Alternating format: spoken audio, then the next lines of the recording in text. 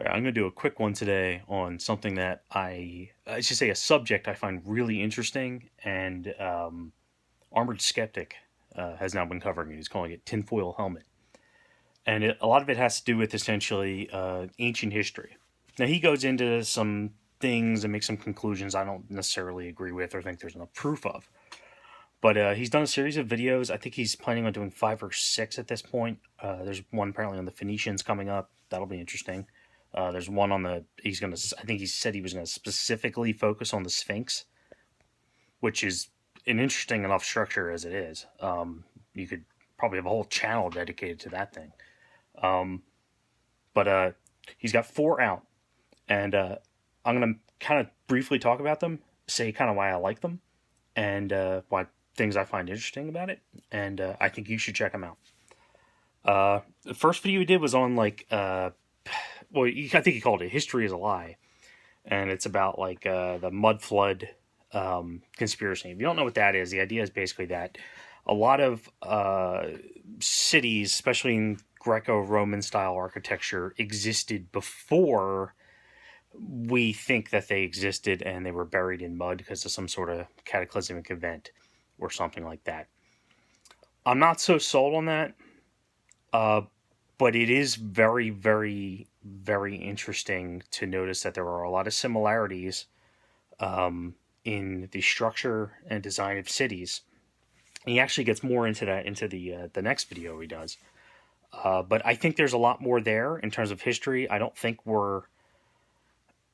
know if anybody's lying intentionally, but I don't think we fully understand just how old some of our cities are, or why our cities are positioned where they're positioned. So I find that really interesting. That was the least compelling of his videos because it actually got better as he went on. The second one he did was Tesla. Now, there's 1,000 conspiracy theories around Tesla, and Tesla's always interesting because it's it's fantasy, it's high science fiction. He's talking about pulling essentially electromagnetic energy down from the sky using the ionosphere. That's stuff you can do. I mean, I am interested. I think he's onto something when it comes to the ionization of the water. That being tied into holy water, tied into the buildings, tied into the fact of flowing water. Because ionization of water, that's a real phenomena. People swear by it, medically. I don't know if it has any medical effect, but I know I've drank ionized water because it's they have bottles of water. It's some brand, and maybe I think the brand's called Ion. Um, it's good. I like it. You do feel good. They talk about by the waterfalls and stuff when there's rushing water that there's kind of a electromagnetic kind of mist that's forming from the water molecules crashing into each other. That's true, and it feels kind of nice. That's why sometimes when you go, that's why people go to Niagara Falls and just sit there and just watch the water. It's kind of zen. So the idea that maybe they were pulling that from the atmosphere by using the ionosphere to ionize the water or something, I don't see why they couldn't have figured that out. I mean, they had batteries in old civilizations. We didn't know, we there's a lot about the old world we don't know, and they were just as smart and just as much of I don't want to say intellectual, but they were just as driven as we were to get creative and do stuff. They had some hardships. It does seem like they hit a technological wall at some point. Also, the thing that he believes that I believe from everything I've read is he believes basically civilization. Now, whether it's Homo sapien civilization or it's some sort of precursor, there's a million arguments about that. But civilization has existed significantly longer than what we're told. We're told it was the Sumerians 6,000 years ago. The Sumerians say they were not the first. And if we look at the geological evidence, basically massive asteroid or comet, I think it was a comet, impact in Greenland about 12,000 years ago. And if you read the Bible, if you read any ancient texts from any civilization, that still exists, they all talk about the flood, the judgment. Well, right before the last ice age, if a freaking comet hits in Greenland, what's that going to do? It's going to flood the whole planet because it's going to completely vaporize the North Pole. So it's kind of interesting. I think that probably did occur, and probably there was civil. It's just say if man existed or anything similar to man existed, there was some form of civilization because we naturally organize. That's we're built into that, and I don't see why that couldn't have existed, and I don't see why that couldn't have been completely screwed up by a comet coming down. And I mean, just imagine if that happened in the Roman Empire time, or at the beginning of the 20th century, right? We just hit the Industrial Revolution, and then a comet comes in and it hits, somewhere in the north by Europe or by one of the major civilizations, and the ocean level rises 300 feet, and everything gets cold, and there's dust in the atmosphere from this massive impact, and it could happen. Yeah. I mean, would we be around today? Would I be standing here holding an iPhone, be able to talk to you? Probably not. Not something that cataclysmic happened.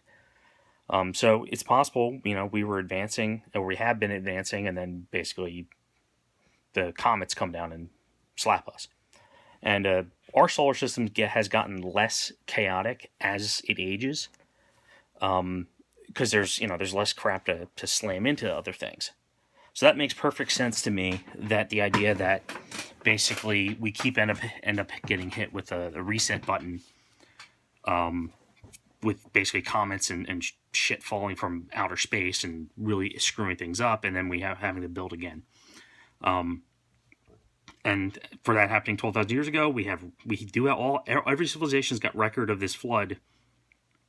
Now they all think it means different things, but I've kind of very little doubt that something cataclysmic occurred, and that to me makes a lot of sense. It also gives me hope for the future, because we're actually out there looking for this crap. And I think if a comet were to head towards Earth today and we were to see it, I think we could stop it. I think we could figure out what to do. At the very least, I think our survivability now is better than ever in terms of as a species. Now, are certain countries just going to kind of disappear? Like, would I want to be in Nigeria when the cataclysmic event happens? No. But I think human beings would survive, and I think our records would survive.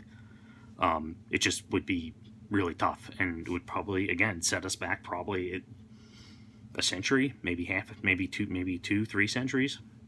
And that's now. So imagine if this is, that happens to a civilization that's kind of like at the peak of the Roman Empire or something, and the sky's falling. I think there's some major. I think there's something there, and I think historians are very reluctant to dig into that because there's no hard answers, because there's so few records. But the deeper we dig down, the more we go into Peru and all these other places that have like ancient civilizations, the more we learn about Egypt, it starts seeming like, yeah, that stuff's way older than what we were told. And it's not even that we were told that, it's that we came to the conclusion that, oh yeah, the people we found there, they're the ones whose ancestors built it. And you ask the people who were there, and they're like, we found the city like this, or we didn't do this. We have a tradition saying there was another civilization before us. So, I guess that's the important to kind of listening to folklore and cultural things when you're studying an indigenous population, because there's going to be truth woven throughout what they're saying. Don't just assume, they built. Don't assume they built the statue they worship. Essentially, like that might have been there beforehand. That might be significant to them for some other reason. Maybe it's been lost in their tradition, but people, that they're a lot like us. They're or do we build anything and then claim that it was something else? We don't really do that, and I don't think ancient people do that either. I don't think ancient tribes and stuff really did that either. So that's fascinating. Okay, I got off course, but he uses the asteroid impact or whatever it is, basically the civilization hitting getting completely wrecked and being really old and getting wrecked by this comet 12,000 years ago. I'm fully on board with that. He did another video. So Tesla. I'll start talking about the Tesla thing. So he's talking about drawing energy, ionizing the water, the way the cities are laid out with basically a water fountain and 2 secondary buildings, and it's like this thing. They probably did that at that some point. Did they use the technology the way he's suggesting? I don't know. Maybe. It'd be nice if somebody could recreate it. That's my biggest problem with the Tesla conspiracy people, is that we've got more technology now, and with the internet, with raising money and stuff, like, why hasn't somebody just recreated his experiment if it works? If his, I don't believe there's no such thing as free energy, but he still was trying to do something. And why hasn't somebody with, time and money just gone and recreated his experiments? I mean, what did they say? Oh, the government stole his patents. Maybe, but we have a pretty good idea of how stuff works now, and we should be able to at least build a tower, right? At least build a tower and build a building next to it and use the water tank. Like, there's things we know about what he was doing that, like, we could just recreate. It's not a big deal. And the fact that nobody's done that, it does make me it makes me think there's a lot of wishful thinking. Because the free energy crowd, they're all about, like, oh, Tesla discovered free energy, and then the oil cartel. No. If he had discovered essentially free energy or atmospheric energy, they would have been fine with that. You got to remember, this is this time when, like, they didn't know how useful oil was. Like, this is early, they weren't making, like, polymers and stuff out of the plastics, and it's very silly. It's just like the idea that this, like, there's like a cartel out there that are, like, suppressing free energy information. I don't buy any of that. I find it interesting. Sometimes some of the best YouTube conspiracy videos go into that stuff, but no, it's not. There's really no evidence that that energy is free. It just, I don't know. But that's the problem, is when you're looking into this stuff, you run across those people. And sometimes they do bring evidence to bear that actually is connected in some way. Like, oh, this is true, this did happen, and they usually draw, like, a completely wrong conclusion from it. But it's all fascinating. So definitely, if you want to go down a rabbit hole of interesting chaos, that's up there. Yeah, his Tesla video, it was pretty good. And then he has one, which is my favorite. He does a video on the cone-headed people, basically cone-headed skulls and stuff like that. That's found in ancient civilizations. And he starts talking about the different versions of, I think, basically non-sapien Homo. I think he was calling them Homo species. I'm not 100% sure how the genetic breaks down, how you call Homo sapien versus Neanderthal versus. I'm not really super familiar with that. But basically, the idea is that at some point there was essentially multi-branching of whatever, I guess, the evolution tree was. And there was all these different types of sapien. Or non-sapien, like Homo, whatever. Dionysian or whatever is one of them. And then that makes sense to me. I don't see why. It doesn't seem like things would be linear, I mean, humans, we have a relatively shallow gene pool in the grand scheme of things, but we all look very different. We just have general features that are the same. It wouldn't surprise me if that, we were the end result of, like, a crazy mix of, like, all kinds of stuff. Also, like, he goes into, like, the first of all, the cone-headed skulls, which, not the head binding stuff, the actual cone-headed skulls. That stuff's real, and the archaeologists don't like to talk about it because it goes into the ancient aliens crap. No, it's the ancient aliens people. They're right. Yeah, these are skulls, and yes, these are creatures, but no, they're not aliens. It just is another version of whatever would basically humanoid. Different sizes. The giants. That's my favorite, is the different giant legends. Now, I think Greg was conflating a lot of things in terms of giants as, like, all the same. But I think there's a difference. I think there's I think a Dionysian or a Dionysian. I can't pronounce it. There's the ones from Asia, and essentially what it was described in ancient lore in North America: tall, red hair, huge, muscular. And then there's ones that are more like the tall, slender, like the kind of Easter Island head looking types with the, like super cone headed. I mean, that, something might be 7 feet tall, something might be 6 feet tall, but if it's skinny and lanky, like these skeletons we're finding, you might call that a giant because the head's gigantic. And like if you look at Neanderthal, like I think they have 30% or no, is it 30%? It's like 15% more brain capacity or something than us. Like their heads were bigger. Does that mean they were smarter? Well, they might have had a higher IQ. Didn't help them survive any. So next time somebody tells you that only the smart people should be making the decisions, just say hey, it didn't work out so well for the other species of pre-humanoid that had much bigger brains than we have. So there's some metaphor in there. There's some interesting ancient lore. Because when you hear an ancient story and then it's which leads me to the next one. His last video was about Atlantis. He says Atlantis is the idea of basically the pre-civilization was a globally tied civilization that existed before the basically 12,000 years ago or for further back. It's the pre-civilization. It's the thing that introduced the legends essentially into our functioning, and whether it was a human civilization or it was a mix of these different types of species or whatever, subspecies, hybrids, all that kind of, like, maybe I don't know. He pushes the idea of basically the pyramids all being connected and a lot of the same architecture being connected. So therefore, it looks like it's a global civilization, like the same things occurring in different places.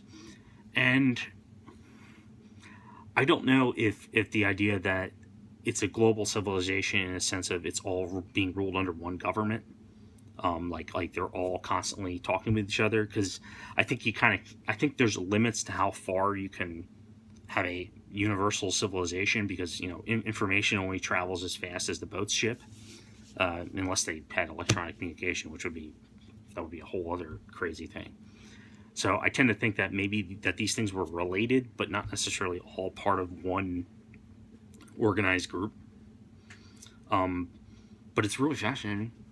It's really cool. It kind of it humbles it should humble you to realize there were those that came before us who might have been smarter than us, and basically the universe slapped them down. Whether humans or whatever we are, Homo sapien, rised up and overthrew our oppressor, which Greg suggests. Not impossible. He's got about as much evidence of that as I have counter evidence of that. It makes sense. I mean, I don't see why that wouldn't happen. That is part of oral tradition. Or maybe everything was all honky dory and swell, and then comet came and blew up half the world. I don't know, but it's all really interesting to me. So if you haven't checked out his series, I think there's 4 videos out right now. Just go to Armoured Skeptic's channel. It's pretty cool.